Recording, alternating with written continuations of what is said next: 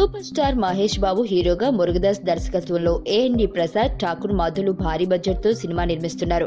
ప్రస్తుతం చిత్రీకరణ దశలో ఉన్న ఈ సినిమాలో రాకుల్ ప్రీత్ సింగ్ హీరోయిన్ గా నటిస్తుంది. మహేష్ ఈ సినిమాలో ఇంటెలిజెన్స్ ఆఫీసర్ పాత్రలో కనిపిస్తున్నాడు. ఈ సినిమాని ఏడాది సమ్మర్ లో విడుదల చేయాలని నిర్మాతలు అనుకుంటున్నారు. అయితే వేసవిలో అంటే ముందుగా మేలో ప్రేక్షకుల ముందుకు వస్తామని అనుకున్నారు.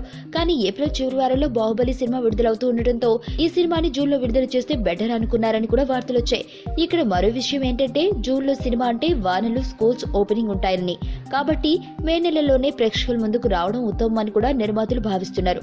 మరి అధికారికంగా నిర్మాతలు ఎటువైపు మొగ్గు చూపుతారో చూడాలి.